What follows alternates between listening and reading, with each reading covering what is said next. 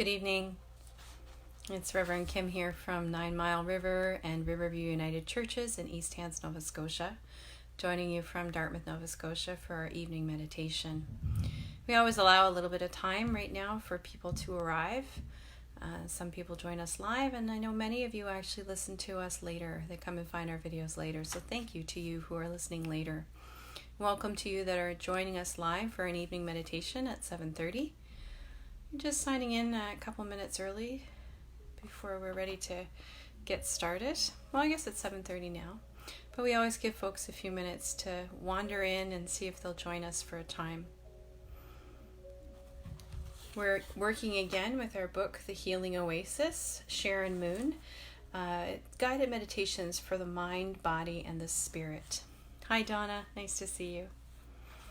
And so our reading tonight's a little bit longer. It's a reading from the Gospel of Mark. And the title of our meditation tonight is Healing the Rejected Parts of Ourselves. And so we'll be reading that story in just a few moments. I'll wait for a few folks to come on board and get settled in with us. Hi, Connie. Nice to see you. And Ruth. I'm glad you can be with us this evening for our evening meditation from Sharon Moon's book, Healing Oasis. Looking forward to sharing that with you in just a couple minutes. We gather in, give people time to find us and see the online. Hi, Anne. Glad you're here. If you're here, please feel free to say hello. I have some rather sad news to share with the community this evening and for all of you that are listening later. A beloved member of our congregation, Christine Rainey's mother, passed away this morning. She was unresponsive last evening. Christine couldn't get a hold of her on the phone, and so they sent the superintendent in to find her. And she has suffered a massive stroke. So we take comfort that she likely didn't suffer.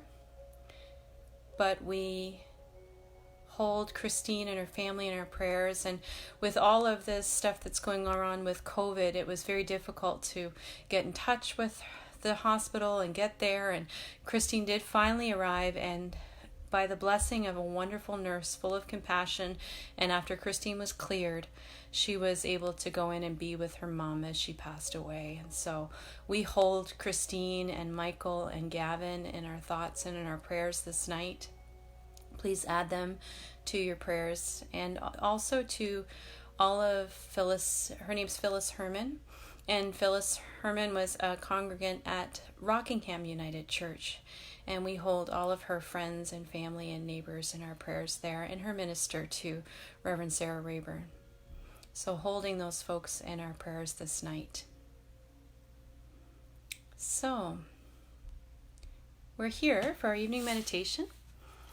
And we'll get started now. So the meditation tonight, I see a number of you on, and I'm so grateful for that. It's interesting, I just looked up at the screen, it says 9, and we're on meditation number 9. Healing the Rejected Parts of Ourselves, it's called. The reading I have for you tonight comes from the Gospel of Mark. And the Gospel of Mark often has Jesus in what would be considered unclean places in his time. In his culture and in the religion that he followed, there were many things that were considered unclean. Living among pigs would have been one of them, as Legion had done, who he had cured from mental illness. That would have been one of them. Blood was unclean, especially menstrual blood, that you'll hear about in the story today a bit.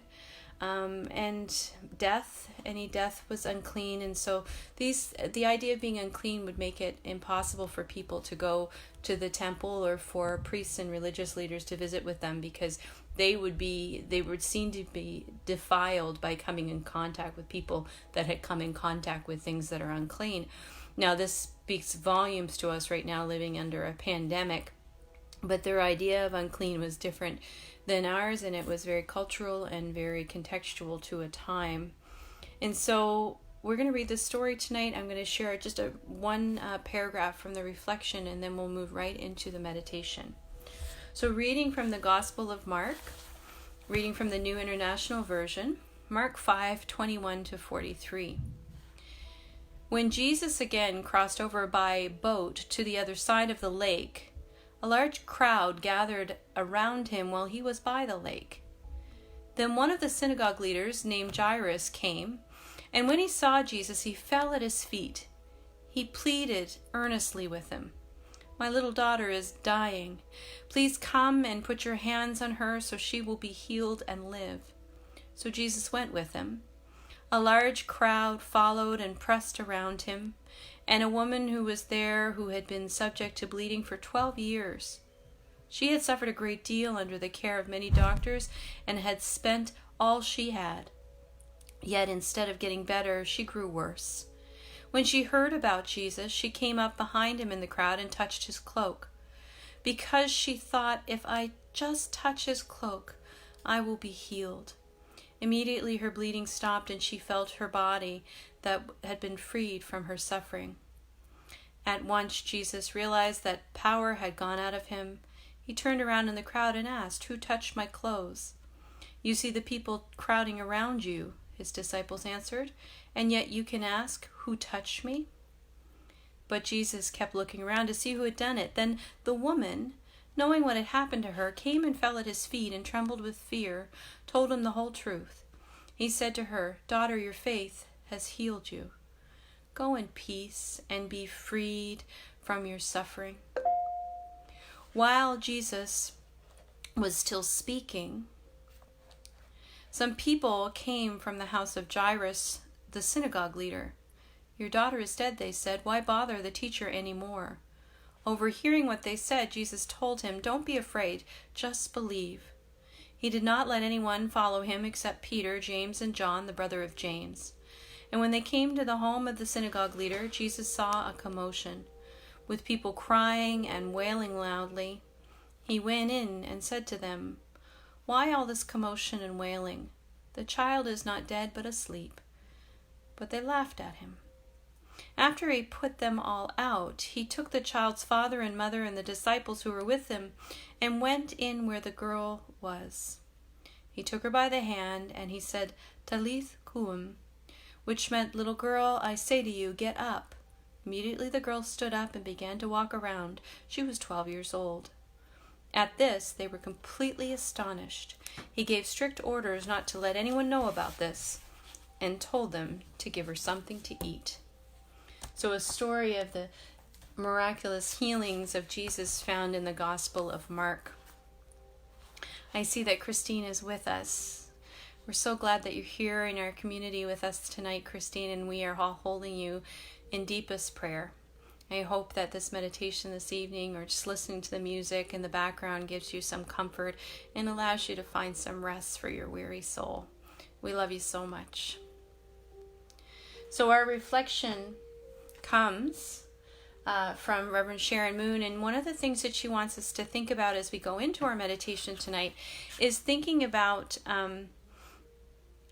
any time that we felt like we've been an outcast or been considered unclean for some kind of reason, for one reason or another. Another member of our congregation was in at a bank today, and he's a truck driver, and I know that this would resonate with him. He felt unclean. He was turned away. He was asked to leave, and he went to another bank where he was, and his business was welcome, thank goodness. But these things happen to us in our culture sometimes, that we're made to feel less than, we're made to feel unclean.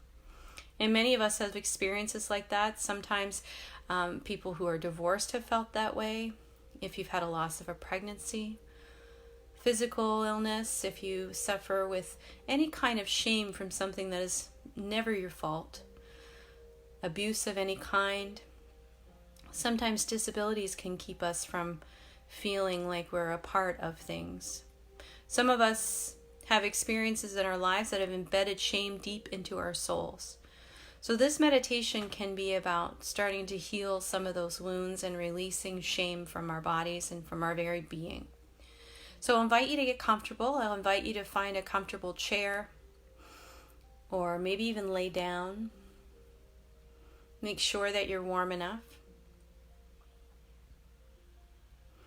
And as you do that, I'll offer gratitude once again from Reverend Sharon Moon for sharing these meditations with me and allowing us to take part of them in every night on this this streaming that we do together every evening. These have been a blessing to me as much as they've been a blessing to you. So, shut your eyes. Turn our music up. Let your body relax. Let it sink into the chair or the floor or your bed. Feel yourself being held up. Let yourself be held up by the chair that you're on or on the surface that you're laying on. You do not need to do the work of holding your body up anymore. Just simply be. Let it be supported. Let go and relax. Begin to notice your breathing. Breath is essential to living. It was God's breath, we're told, that created everything that is. It has the power for cleansing and healing not only of our physical system, but also of our emotional and spiritual lives, of our very soul. Notice the breath as it begins at the tip of the nose. Feel the cool air as it moves through your nostrils. Follow it as it moves across the roof of your mouth. Follow it as it goes down into your windpipe. Follow it as it goes down and through your bronchial tubes and into your lungs. Notice where it goes in your lungs. Notice how it expands your lungs. Feel how deeply this breath of life is moving in your body.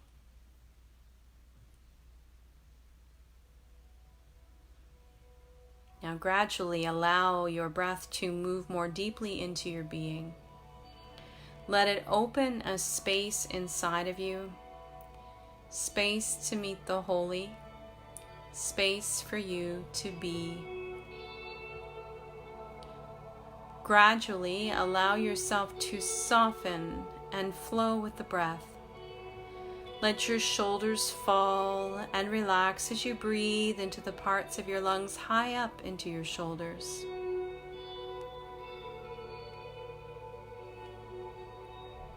Let your tummy muscles relax. And let go as you let the breath move deeply into your whole torso.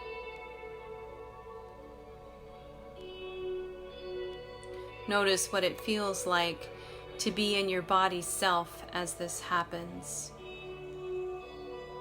Notice the feeling of letting go, of relaxing, of well-being, of inner space to meet the holy. Pick one place, either the tip of the nose or somewhere in your lungs, and simply observe in that place the breath as it passes in and out, in and out. Let yourself come to your sacred center, to the still place inside.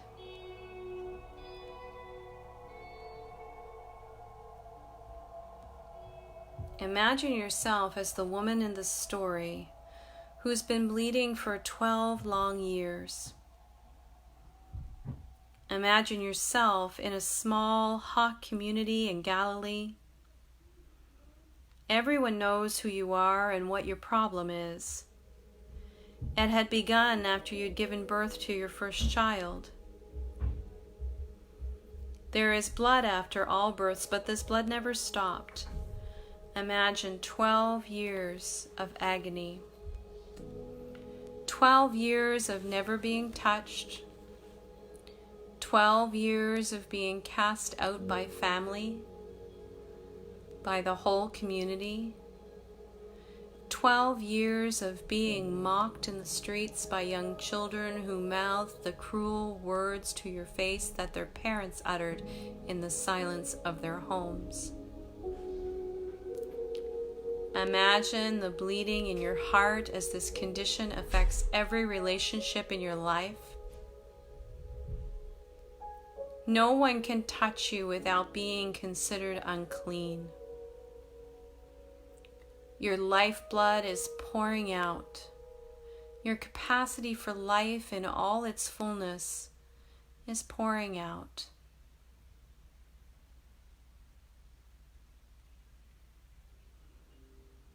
Get in touch with the frustration of pouring out everything you had to get help. You went to a doctor for help.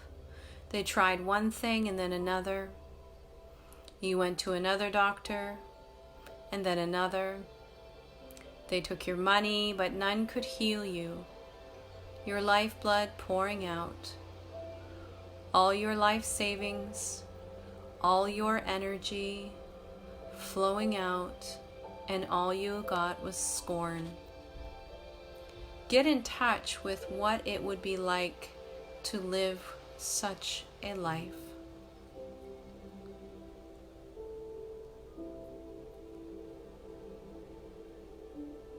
You had been hearing about a rabbi named Jesus who healed.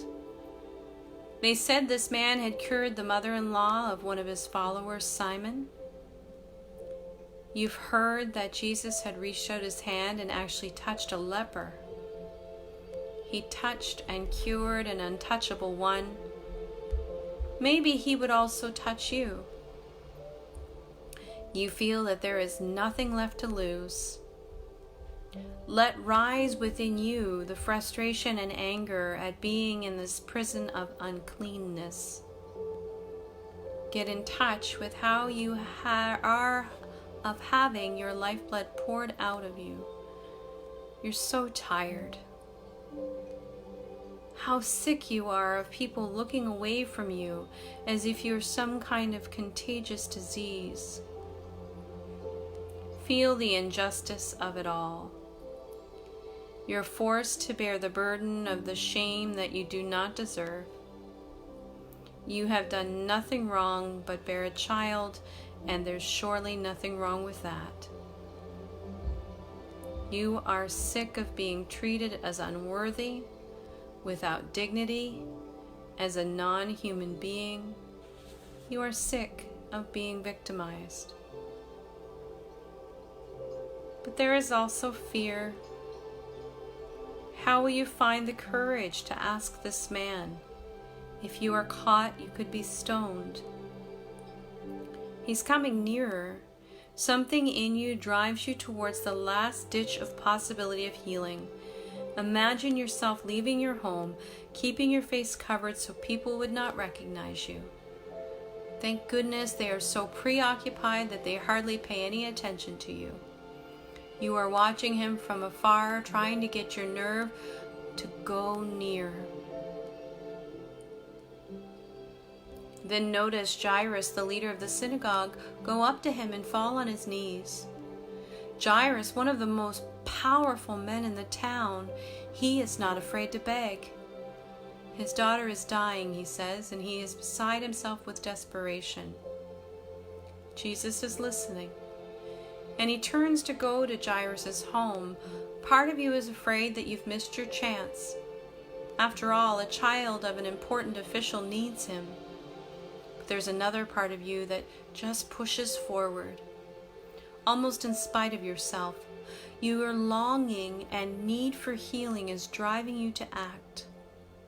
You think to yourself, I don't need to bother him. I can just touch his robe. Perhaps I would be healed. There were fewer people behind him, so you slip in that way as you move towards him. Some people recognize you in the crowd, but they step out of the way quickly and with disgust as to not become unclean themselves. You use all your strength and every ounce of courage you can muster to get through to the crowd. He is moving away. Quickly reach out your hand. It's trembling with fear. What are you afraid of? Rejection? Physical danger? Perhaps healing itself. What if it fails? What if it turns out to just be another disappointment? Whatever the fear, let the desire for healing, the need for wholeness, force you to touch the tassel of his cloak. Feel the energy flow into you.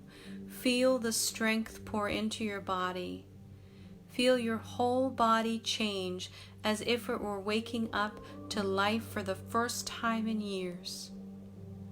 Feel the power to stand up straighter than you have stood in 12 long years.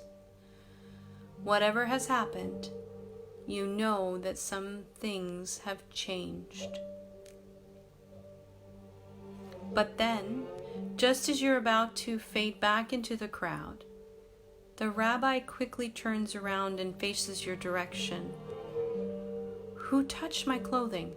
he asked. His disciples try to put him off.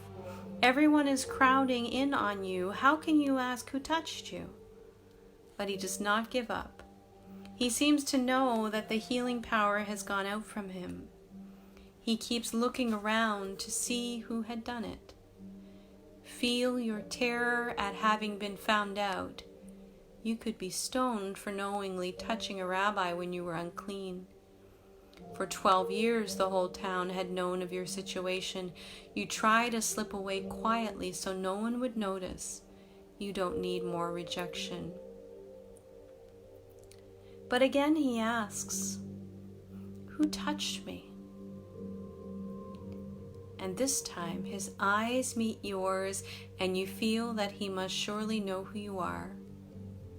They draw you, these eyes. You cannot hide. Trembling, you come in front of him and tell him the whole truth. At first it feels horrible that you have to say it out loud and in front of these people, these judging people. But then you look deeply into his eyes that are filled with nothing but love and respect. He is not looking at you the way the others do. He is seeing right through to your soul. And it is if you can feel the love of God pour through those eyes into your wounded places. And then you realize that he did not call you out to embarrass you or blame you, but to proclaim to the whole community that you are no longer unclean. Your body was healed when you touched his robe, but you realize that your spirit was healed when he looked at you with love and compassion. As you see his eyes, you even see some delight, as if you had just shared a very special, sacred moment together. He is not ashamed to be touched by you. He did not say that you are unclean. The first person in 12 years who has not been ashamed. Let yourself feel the burden of years of self-hatred flow out of you.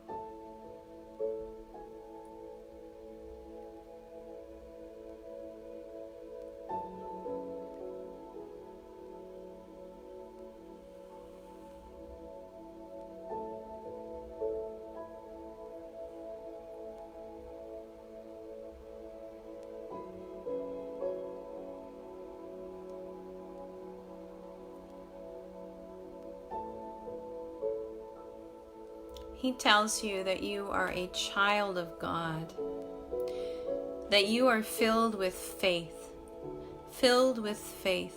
Let those words penetrate deeply into your soul, for they come from the heart of the loving, healing Christ.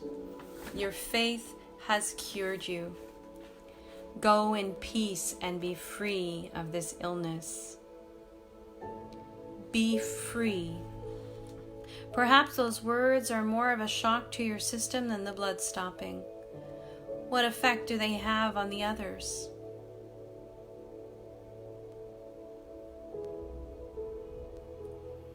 Complete this part of the meditative journey in a way that brings closure for you.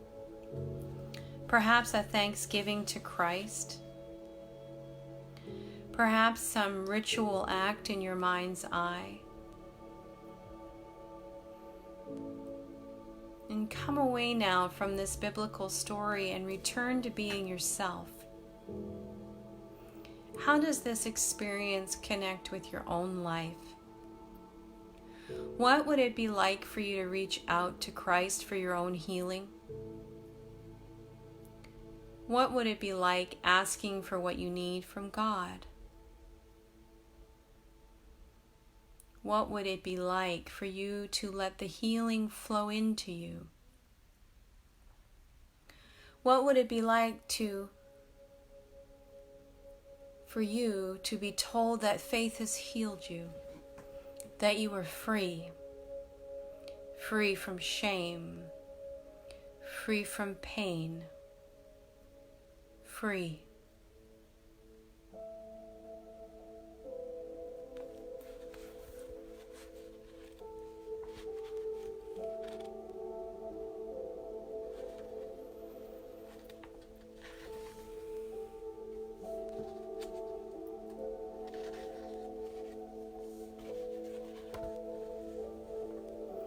When you feel ready, bring your experience of healing with you as you gradually make your way back to the space that you're in.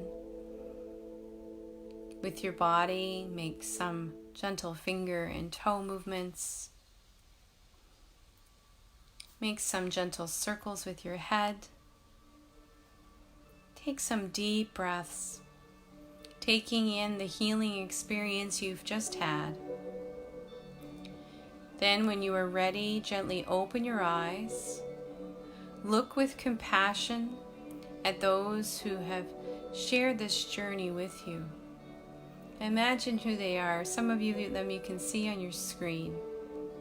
Some of them I've named. We've had Wendy and Susan and my mom, Maureen and Cheryl, all join us as we've been meditating this evening.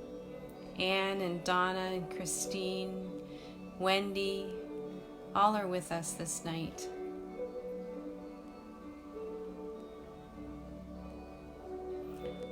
Allow yourselves to imagine looking in one another's eyes with the compassion of a healing Christ.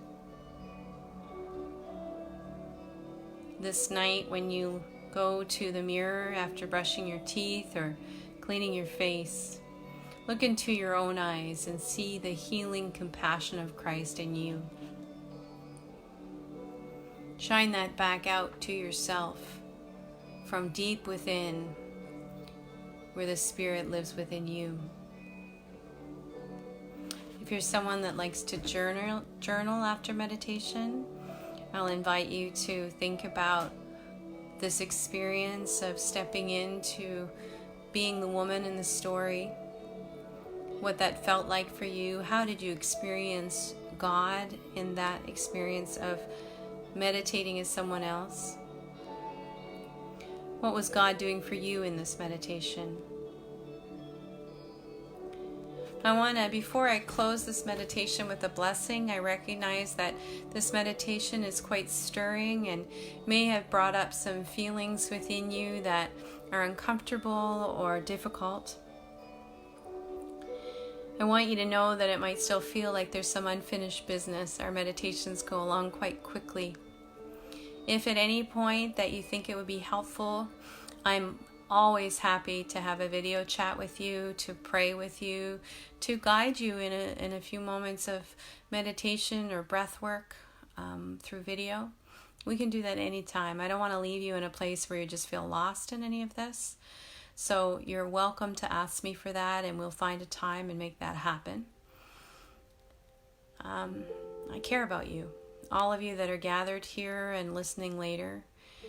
I do this every night because I care about you, and I'm holding you so close to my heart in this time. I know it's not easy, but it's easier when we know that we're not alone. And so please know that you are not alone. God is with you, and everyone that's in this space tonight, listening later and listening now, is sharing in these intimate moments with you together through time and space. This kind of love is not impeded by distance. I believe that with my whole heart. And so let's end this night with a blessing. She suggests a body blessing, which I haven't learned to lead yet, so I'm not gonna teach it to you fully yet. We will do that in the coming week or so. But I want you to just put your hands into a prayer mode. We use this a lot in yoga as well. We call this Anjali Mudra, or prayer hands. So you bring our prayer hands to the center of your heart. And what I'm going to invite you to do tonight is to open up your prayer hands and open them up. Keep your pinky side together. Keep your thumb side together. And I want you to just drop your eyes down into the center of your palm. See, it kind of looks like a flower. Just let those thumbs kind of nestle in at your heart.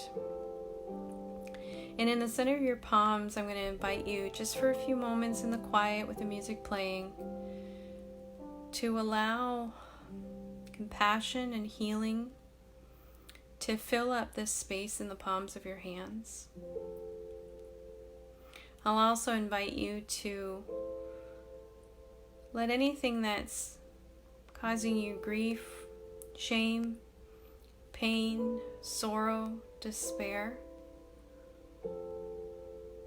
to allow those things to sit in here right now too, with the palms open like this. Just let those things sit here. See them sitting here in whatever form they take.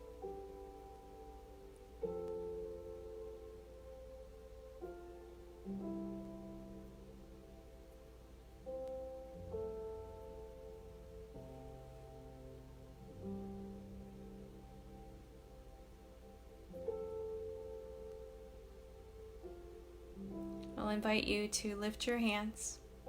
Lift them up. Close your eyes and offer this blessing to yourself, either repeating in your mind's eye if you're listening and there's others in the room and that doesn't feel good for you to say out loud, or if you can say it out loud, repeat after me. Dear God, Holy One, mystery of all mysteries, I lift up to you what I cannot carry anymore.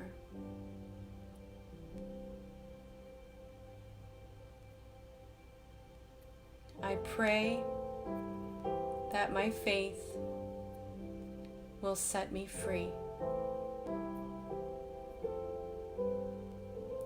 Draw your fingers back together, draw your prayer hands back down to your heart. God, thank you for hearing my prayer. God, thank you for healing me.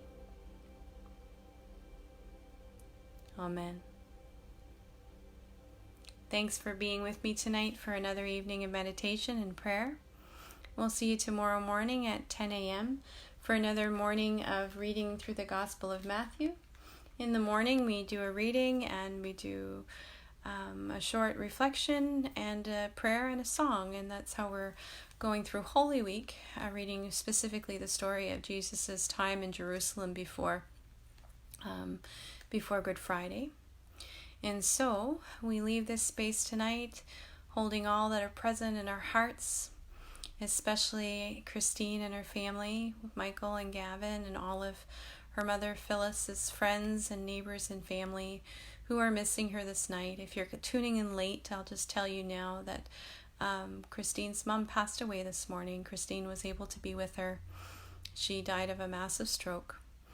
And we lift her family and everyone that's suffering at this time up to God. We lift that sorrow up to God.